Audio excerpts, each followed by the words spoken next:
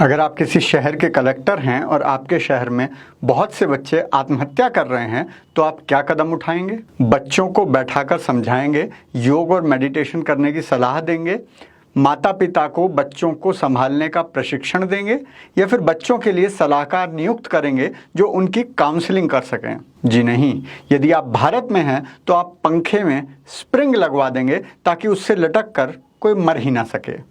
यही किया गया है भारत की सुसाइड कैपिटल कोटा फैक्ट्री में। काल करे सो आज कर, आज करे सो अब, पल में परलय होएगी, वीडियो लाइक करेगा कब।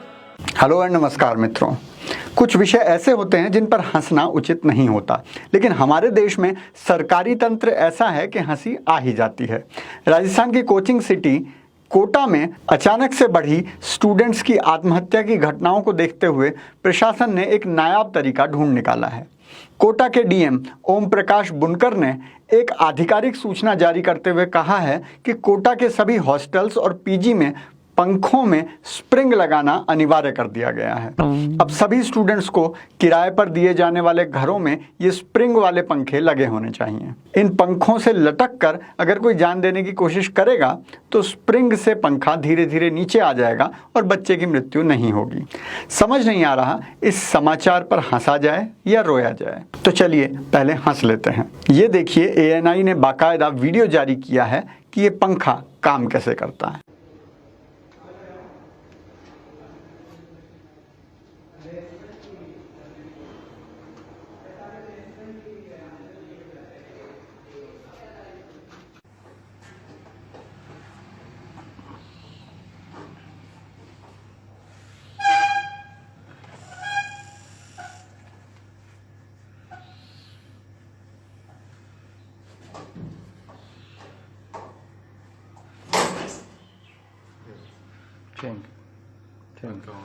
Clip.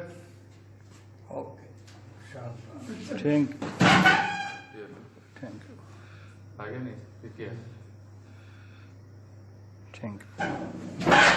जितना खींचेंगे बंदा देखो कितना लूज है, ये देखो। और हंसी आती है अपने समाज और अपनी सरकार की हालत पर। ऐसा नहीं है कि केवल सरकार के ही एक तरफा निर्णय से ये तय हुआ है। हॉस्टल एसोसिएशन भी इससे सहमत थी।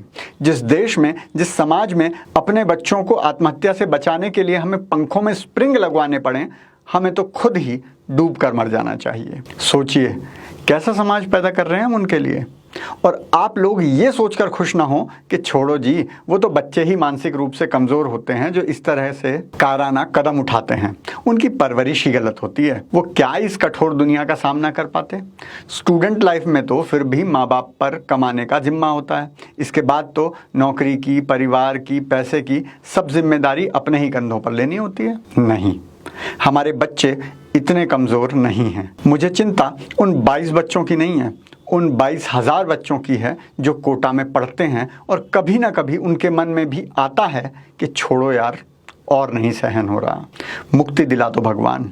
और उन 22 लाख बच्चों की जो देश भर में इस मानसिकता से गुजरते हैं। 22 लाख कम तो नहीं बोल दिया, 22 करोड़ तो नहीं है।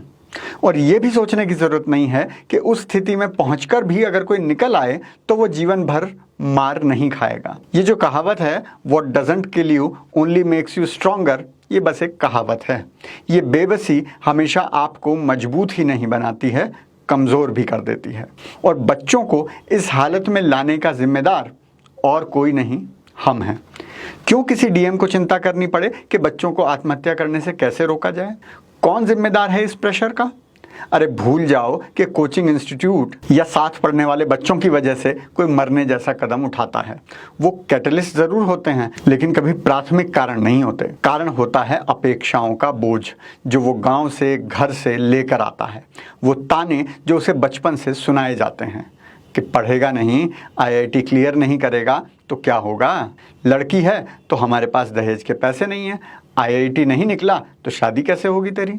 लड़का है तो हमारे बुढ़ापे में कौन संभालेगा हमें? तेरी जॉब तो लगेगी नहीं। और केवल ताने ही एकमात्र अस्त्र नहीं है स्टूडेंट्स पर दबाव डालने का। समाज में क्या मुंह दिखाएंगे, लोग क्या कहेंगे, तुम्हें तो कोई चपरासी की नौकरी भी नहीं देगा, आटे दाल का भाव पता चल जाएगा। अरे शर्मा जी के लड़के को देखो, पंखा तक नहीं था उसके पास जब वो पढ़ रहा था, और तुम्हें देखो अपना पेट काट कर कूलर ला कर दिए हैं, बढ़िया से बढ़िया खाना खिलाते हैं, फिर भी तुमसे पढ़ाई नहीं होती। अरे गुप्ता जी के बच्चों को देखो, कितना सम्मान है पूरे मोहल्ले में उनका, तुम तो नाक ही कटवाओगे। इन हथियारों की जो मारक क्षमता है वो किसी एटम बॉम्ब से कम नहीं होती, अंदर तक तोड़ जाता है बच्चे को। वो दुनिया से नजरें मिलाने से नहीं डरता, घर वापस जाने से डरता है, और ये डर उसे ये कायरता करने पर मजबूर करता है। जो बहुत ज़्यादा अच्छे और समझदार पेरेंट्स होते हैं वो ये कह देते हैं कि फेल भी हो जाओगे तो भी कोई दिक्कत नहीं, कहीं ना कहीं लगा देंगे तुम्हें।